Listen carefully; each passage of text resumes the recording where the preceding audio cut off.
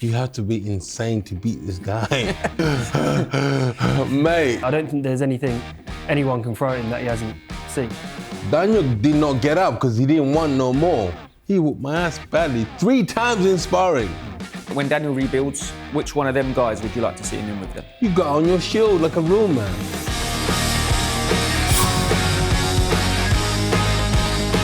Right, we're back. This is Split Decision, the boxing show that lands harder than an Oleksandr Usyk left hook. I'm Jack Figg, he's Wally Jr., and the man in between us really needs no introduction, but we'll give him one anyway. It's War himself, Derek Chisora. Derek, so much has happened since that fight that I think we just have to try and tear straight into it. Daniel Dubois' dad, who is his mentor and his manager and his big guiding light, who we've been given loads of credit for helping him in the great wins over Miller, Hrgovic and AJ. He held a party at the house before the fight with Usyk on Saturday. There was a load of people there. Yeah, loads of people. And then instead of Daniel staying in the fight hotel the night before in Wembley and taking a short ride, they live in Essex, Romford, probably an hour and a half drive in a cramped car. He's a 6'6" guy. He arrives, I think, 80 minutes before the bell. Is that correct preparation for a fight of that, or for any fight, let alone one that big? First of all, let me say this. I don't believe it was a party like a party. There was tequila, shots. I believe everybody just came to his house to meet up there and drive to the fight. That's what I'm believing. But at the same time, when they were there, they played a bit of music to just be happy, you understand? So I don't believe it was like a massive party. I looked at the video, I don't believe it was a party like, we're gonna party before we go to the fight. No, I don't believe so. I believe his dad said, you know what? Once everybody come meet me at the house and we go to the fight as a convoy. Okay. Do you understand? The same mistake happens all the time. I think all fighters do this, yeah. They become so big that they decide their own decisions, you know, for him to say, no, I'm not going to stay at a fight hotel. I'm going to stay at the house. I think Anthony did it. He was training in Romford. It took him 2 hours to get to the stadium. By the time he got there, it was late. You know, so I blame for him to get to the stadium late. I blame his dad because his dad's got full control of everything. For him, instead of saying, no more, Daniel, 10 o'clock, we're going to go to the hotel. We're going to hang out at the hotel. And then by 5 o'clock, we're going to walk over to the stadium and you're just gonna relax in the stadium. Well, you know what? It is what it is. I think, you know what? We'll live and learn. I know it's done now. The fight is done. The stage was set for him and they messed up. Now all he has to do is bounce back. To your point though, Wally, you said that you had heard he had a similar thing before the Joshua fight. Yeah. And Don Charles has just said that on radio, that they had a similar thing and he won. And obviously no one mentioned it then. But what was the difference between that one and this one? Other than the fact that he obviously lost. Yeah, that's what it comes down to. It happened around the AJ show. I think someone from Queensbury went in there and said, right, you guys get out, this man's got to fight. And he won. So what happens the next one? They invite more people. They all turn up later. But I just think there was a moment on the video where Daniel walks, he arrives at Wembley, however late, however long the car journey was, he's entering, he's in there now, he's focused, and he's walking along. And he gets a call, Daniel! He goes back because the entourage that the dad turned up with, 3 people carriers full, they weren't accredited, they didn't have tickets. So Daniel, who's walked in, focused, is now going back. And apparently his dad said, if you don't let these guys in, my son will not box. Now, that, for the mentality of a fighter, is not right, Del. Yeah, I guess so, because I was there, I saw that. But you know what? They were excited, do you understand? You know, I don't even believe Don knew that the gathering was happening, do you understand? And I looked at some tapes when they were in the dressing room. The tension in the dressing room was not right. Yeah. There was no happiness in there. Yeah. You know, Oleksandr Usyk arrived, put his Ukrainian flag on, put another different flag on, you know. He has photos up of the family. Yeah, and then he read his Bible and stuff like that. And then when it was time to start warming up properly, you know, getting into the stride, do you understand? He didn't want, because he's the champion, he could easily be in late, but no, he was there early. Yeah. I think he got there 6 o'clock. I definitely saw he was there. He had his teammate Lappin on the undercard, so they would have arrived as a team. Yeah, so you understand. So he knows how to do business. You understand? And the funniest thing is that in the press conference, what was his favorite word he said? He said, "I'm disciplined." Yeah. There's no such thing as motivation. I'm just discipline. Discipline. You know, because motivation dies, discipline down. You know. So I think if Daniel and his dad take that, a little bit of that discipline and focus on him, it'd be amazing. Just before we move on, he arrived at 8:20, which appeared late, 80 minutes to go to the fight. And we just asked Don, did you feel it was late? And he said, no, this was part of the plan. For yourself as a fighter, and especially a fight that big, what time ideally would you arrive? How long before I fight? can't say because I arrive at a big fat late, so I'm not going to try and say anything bad. Is 90 minutes before a fight I can't say, listen, you do what makes you happy in this game. Do you understand? If you want to arrive there 5 minutes before you walk out the ring, that's up to you. Yeah. Do you understand? But you learn from these mistakes, So for me to see and say, oh, that was wrong what Daniel did, mate, I did the same thing. So I'm not going to sit here and try and say, oh, no. I did the same thing because to be a true champion, you have to have people around you. Anthony Joshua became a two-time... Rob McCracken. Yeah. Not Robert McCracken, but he had people around him and telling him what to do. Same thing as Lewis Hamilton. Understand? Same any great athlete, Usain Bolt. But the moment we try and say, you know what, I can do it myself now, that's when we start losing. When he boxed AJ, he was at the stadium 2 hours before that. Yeah. He's already pumped up. If we can go on to the fight, because I almost agree with you. I think that the first Fury-Usyk fight was really close. I thought the second one was much easier for Oleksandr. Tyson coming 20 stone heavy, beard. He banned Alex from having his crucifix. To me, Tyson Fury knew he couldn't beat him. And I think Daniel Dubois knew he couldn't beat him. So I agree, all of this stuff is good headlines and it's interesting and it should be talked about and addressed. But I do think that this dude just has people beat. I think he hasn't beat before the first fight. I think he definitely hasn't beat before the second one. Yeah, man, this is what I keep trying to tell you guys. You have to be insane to beat this guy. There's no point of you. I'm telling you, okay, you're sparring, you're not gonna get good sparring than him. So whoever you're gonna get is gonna be crap. Yeah, let's be honest about it. Your pads you're gonna hit are not gonna be moving like your pads, man. He's not gonna be moving like Alexander. Yeah. That's not gonna help you. Yeah. The only thing might help you slightly, a little bit like this little 5%, 3% is cardio. Well, you spoke about that on our previous show, didn't you? About being fit. Yeah, cardio. If you are fit, you can stay with him.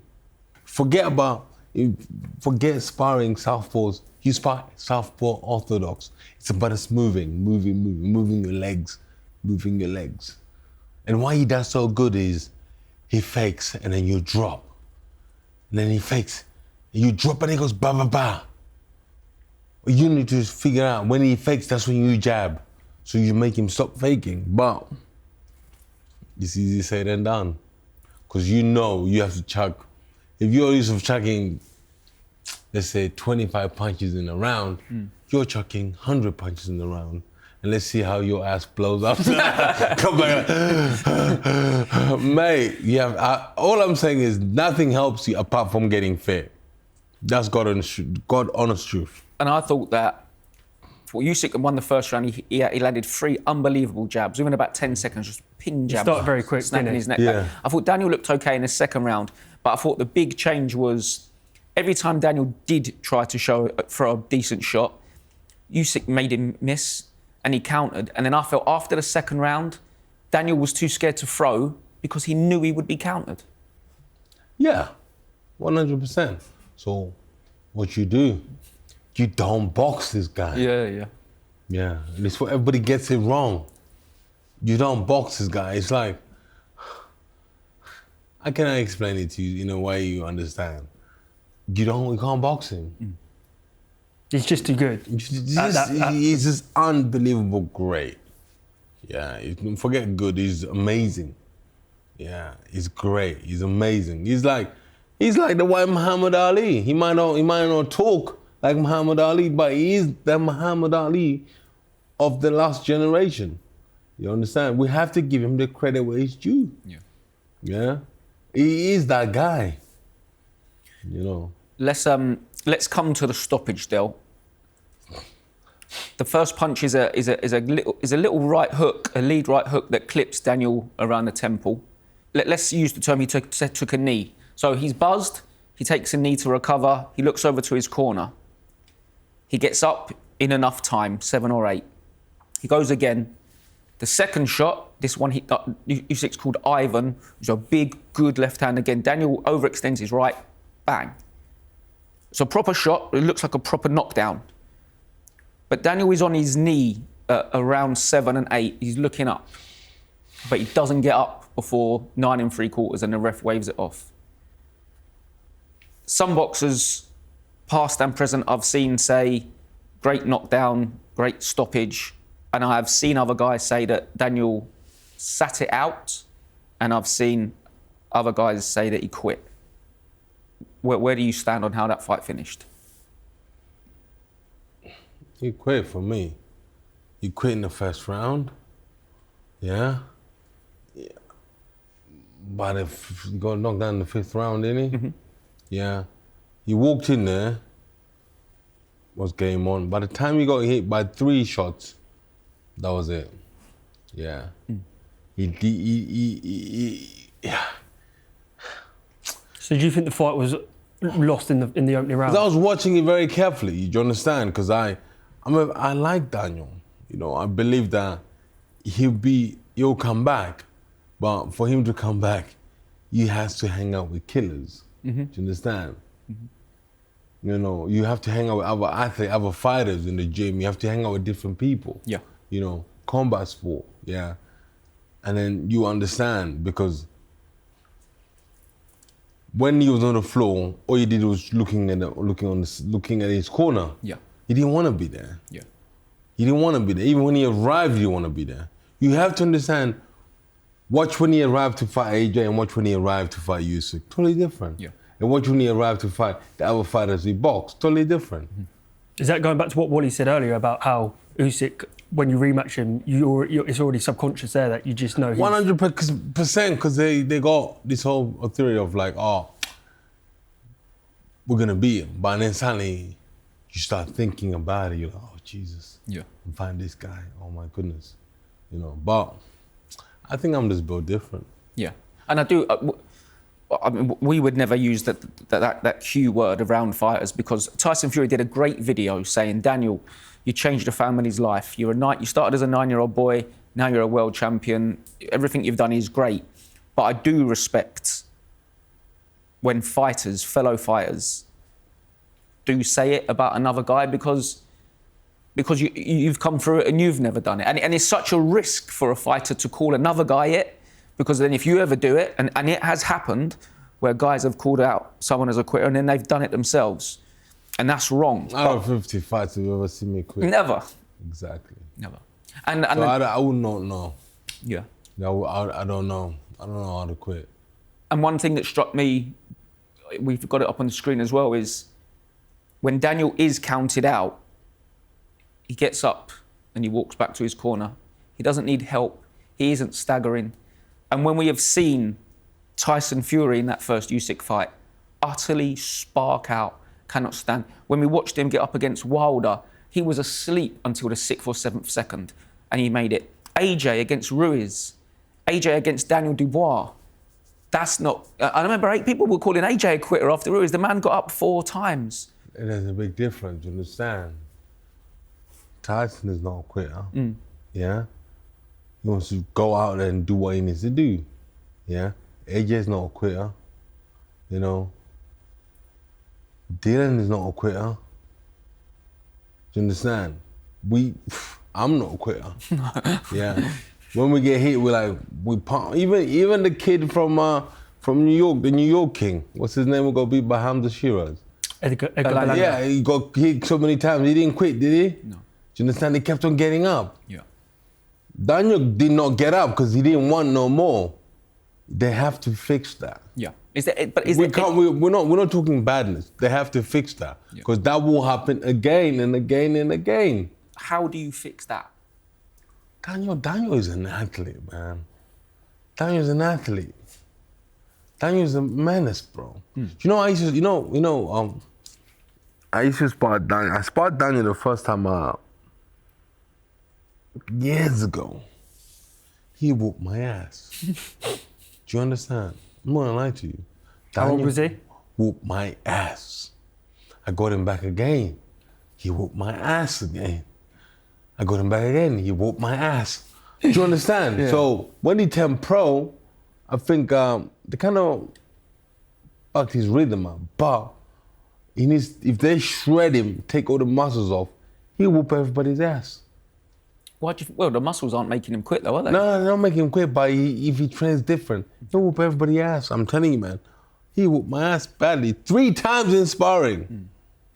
Was that before he turned pro? Before he turned pro. So as a teenager? Oh my goodness, his movement was sick. So that's why it's crazy, because a boy like that who's never had a pro fight, he's got bottle to walk in and spar you. That's what I'm So saying. is it the moment? Because he was hanging out around other athletes In the gym and you understand? When you hang out around other athletes and in the gym, you're buzzing when somebody go tell you, you're sharing stories. Yeah, okay. You're sharing stories. When you go out with your boys, you're sharing stories. Oh, you see that blonde girl? And my boys be like, oh, you can't get her. You're like, I can. And then suddenly, you think you're the man. And you go there, do you understand? You're sharing stories. Yeah. So Daniel needs to have another list about 4 or 5 fighters in the gym with him. Okay. So you can share stories. And then suddenly, you understand? Because right now he trains by himself. Yeah. He's in there by himself. When you have other athletes in there, that's why I see saying, when you hang out with other killers, you want to be a killer. It's about training hard. The moment you get in the gym, you're training hard, you're pumped. When you leave, you're like, okay, I'm done. There's no warm up, easy, no. It's just bada boom, let's rock and roll. So if Stan Dubois come and grabbed you tomorrow and said, Derek, I've just watched that excellent Sun show with the little bald bloke who's a genius. Can you come and, can I send Daniel to you? Can you work with my boy? Man, listen, if Daniel wants to come and hang out with me, I'm bloody happy to hang out with him, bro. Yeah, 100%. 100%. If he wants to come and hang out with me, he can. 100%. I'll run with him. We'll do everything together. We hang out. It's training. It's just hanging out. Relaxing. At the same time, when you get in there, you're fit. Can I just go back to play devil's advocate on this one, going back to the quit debate. The fact that he did get up and walk over to the corner, we just heard Don say, thank God he did. Is there a case of actually it's a good thing that he can at least live to fight on another day and that he has, not risked his faculties? Or is that not what you're in the game for, the undisputed heavyweight title fight? Mate, I mean, like, everybody says live to fight another day. Did he live to fight another day? He was meant to fight Joseph Parker in Riyadh season.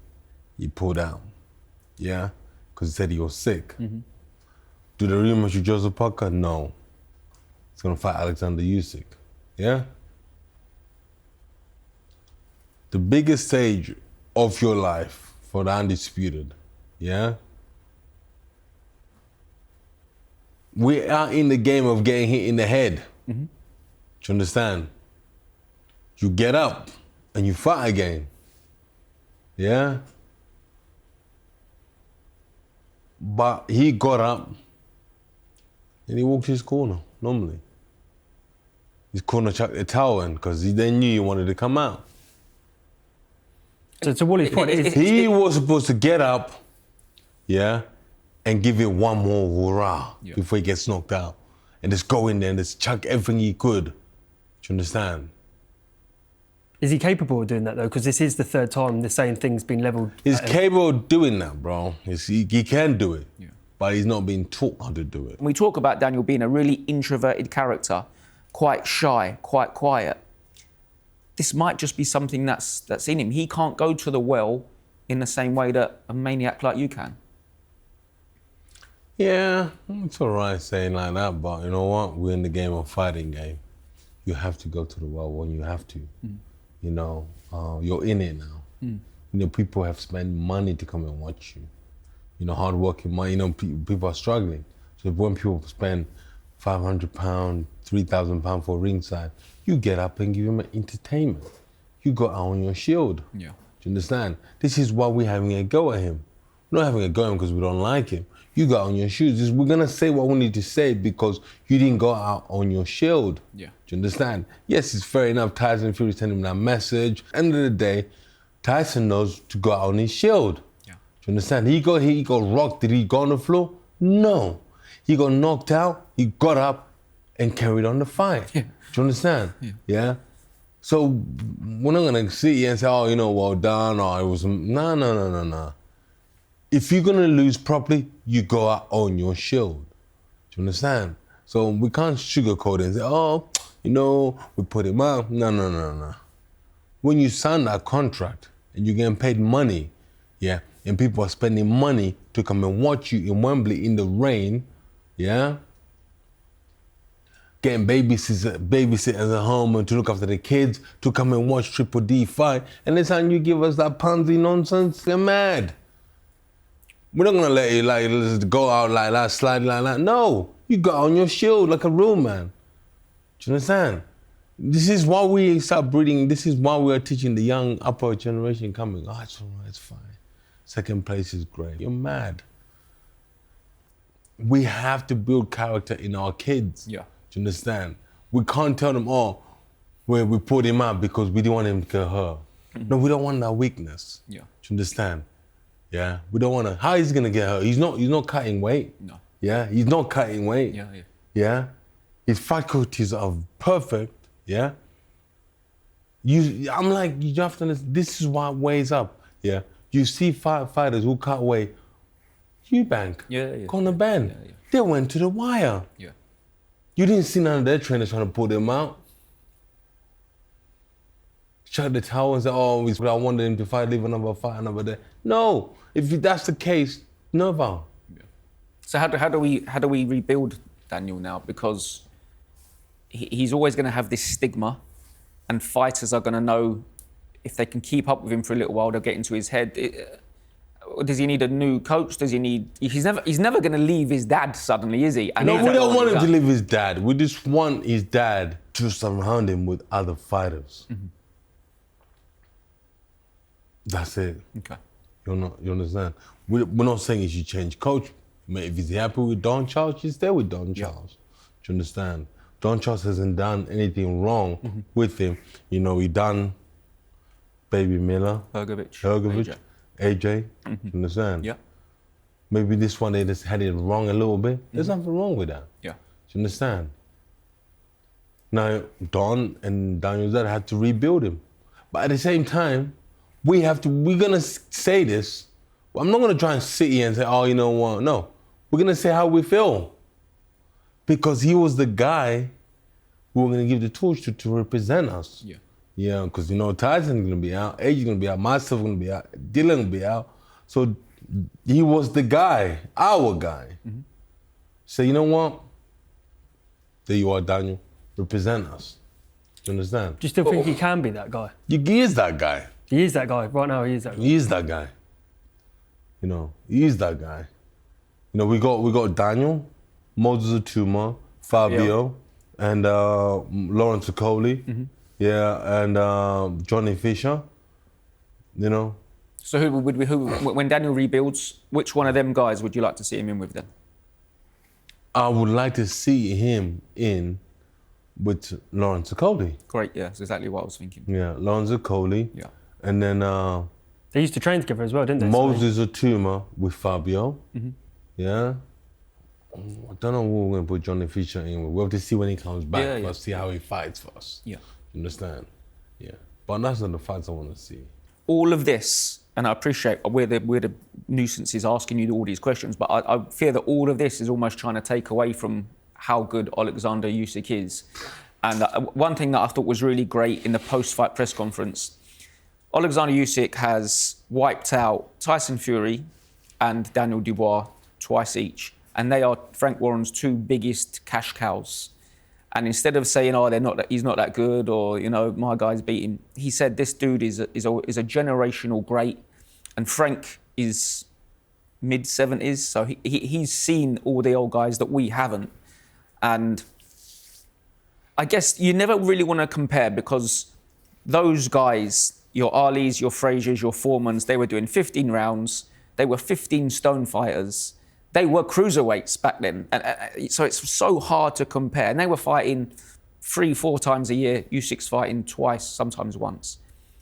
But knowing the division the way you do, should we talk about Oleksandr Usyk as a top 10 heavyweight of all time?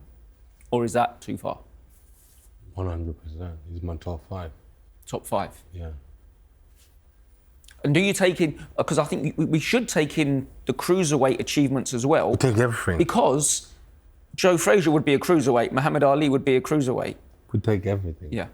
Because he's gold medalist, European champion, Muhammad Ali champion, cruiserweight champ, undisputed. Yeah. Two-time undisputed in Two-time heavyweight. heavy. Yeah. He's whooped us. How many? I mean, like, he started off by. You have to understand, if it's your destiny, it's your destiny, and I'll tell you why. You remember when he signed with Eddie? He boxed him in America. Yep. Yeah. In America, I boxed him in here. I boxed him in Halloween, in lockdown. Halloween, in lockdown. Yeah. And then after that, he boxed. Who did he box? He boxed AJ straight away, didn't he? Bellew. With Bellew, Bellew was then before. me, yeah. And then after that, it was AJ. And after AJ, and then Dubois. Tyson. No, Dubois. Dubois the first Tyson time. twice. Yeah. Then Tyson. Yeah. Hell of a run. I mean, like, it's if it's yours, if God has said this is your path, nothing's gonna take you away from that path. That is it. And Pete Bredis, Pete Gassiev. Yeah. Gassiev. Do you understand? God is showing Michael him the Hunter. path. This is your path. This is you. Yeah. Yes, you might have, stumbling blocks, but you're gonna overcome them stumbling blocks. So, mate. And nothing with him really ever changes. He boxes other cruiserweights of 14 stone 4 and around 6 foot, the same way he boxed 6'9", 20 stone Tyson Fury. Like, Fury changed his style massively, and one minute he's got a beard and he's screaming and shouting, and the next minute he's ice cool. AJ changed his whole training camp between the first Usyk, the second Usyk. Usyk just turns up, same dude, same team, same religion, same style, same stance, and it works against all the cruiserweights, and it works against 6'9", 20 stone. I suppose he has seen every style, possibly on the amateur scene and as a pro. He's seen there and been there and done it. I don't think there's anything anyone can throw at him that he hasn't seen. Yeah, but it's a simple thing. You have to look at when he's training. Yeah. I know he puts little clips up there, but in those little clips up, you can see so much. Yeah. I mean, like, even when he knocked Daniel Dubois out, he went boom, yeah. As he went down there, this hand was up here. Yeah. Do you understand? Textbook, kind of. Do you understand? He was covered already. So those things are practice. He practices those things. Yeah. Even when he's sparring, he don't spar for fitness. He's sparring for technical sparring, basically. Yeah. To learn what he's meant to be doing the shots. Last time he was when I watched a video of him training, there was a video of him fighting with Daniel Dubois, and they were highlighting where his hands has to be every time he chucked different shots. Yeah. And that was he was practicing that. So if you look at in the fight, he was jabbing Daniel, and everything is here. Yeah. Not here. Everything is always here. His hands are always here, moving here. But Daniel's hands, where were they? Here. But the guy is good. You have to be crazy to beat this guy. Yeah. You have to be crazy. He said he's only got one fight left. And in the ring, he talks about Tyson and he talks about Joseph Parker. He threw your name in. He was having a little look for you. Now, I love Joseph Parker, and he's the WBO mandatory, and the WBO is next, and he deserves a crack at undisputed for the run that he's been on. But for Usyk's final fight of this incredible career, I don't know if I want it to just be something that the WBO have made because they're next in the queue. But then again, I don't know what else. There's no one left. I don't know what else he should do. What do you think would be? We're all excited for your incredible final 50th fight. What do you think that man should do, bearing in mind how you regard him and how great he is? Yeah, two things he's got a problem with. Yeah, biggest problem. He's made so much money. Yeah. Yeah. He can't enjoy his money. He can't? He can't. Why? Because his country is at war. Yeah, sorry, yeah. He can't go and drive a Lamborghini while his fellow friends are dying and fellow friends don't know house are getting destroyed. Yeah. He can't. I mean, he's cursed. Do you understand? He can't go on holiday in Saint-Tropez and sunbathe and buy tequila and drink alcohol. Because his fellow friends are where? In the trenches. Yeah. You know? So he can't enjoy his money for the next 10 years. Do you understand this? Yeah. I thought of it. He can't even go out and you can't.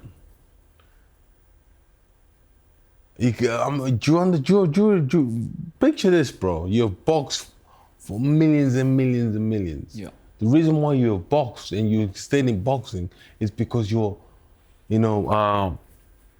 motivating the troops, the soldiers, because he's the only biggest thing left in Ukraine now. Yeah. So it's quite difficult for him, bro. You don't understand. This is what I say to you guys.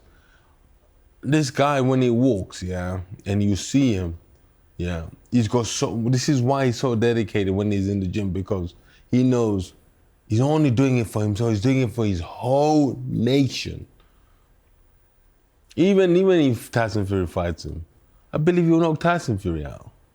Because he believes that he can knock him out.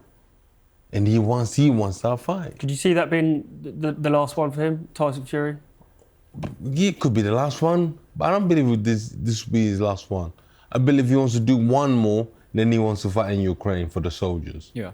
Yeah. And I know that after you speaking so beautifully about that, Del, I almost feel a bit silly saying this, but Jake Paul was in the ring with him afterwards, right? And say what you like about Jake Paul pretending he's a proper boxer and he can beat up AJ, what have you. The dude generates mental money, crazy money. And if Oleksandr Usyk wants to fight him, I wouldn't care. You know, like most boxers, when I see them call out Jake Paul, I think, come on, man. You don't care because he deserves to... That man can do what he wants. Yeah. That man can do anything he wants. And if he can get paid £50 million to knock Jake Paul's spark out, I'd be front row cheering. Listen, I saw Jake Paul and I said congratulations to him because he proposed his lovely wife to be. And I said, listen, keep doing what you're doing. Because I remember when Takeout Shea came in the game, he goes, we don't promote it on YouTube boxing. Yeah. And I was like, why did you say that? I was like to myself, why did he say that? Don't he know the force of these young guys? Jake Paul, KSI, Logan Paul, Speed. Man, these guys are mega gods in the YouTube game. Yeah. They don't need nobody. They do it themselves. They've been doing it since they were young kids. And when he said that, I was like, why? And then fast forward later on, he's taking photos with Jake Paul, KSI, Speed. He realized he cannot beat these young kids. So what you do? You join them. Because these guys are on fire. Yeah. When I saw this is not like a prop of trying. He's a content creator. Yeah. You use this down the line when Usyk's retired and say, I'll give it a go. Why not? For charity in Ukraine. There's nothing wrong with that.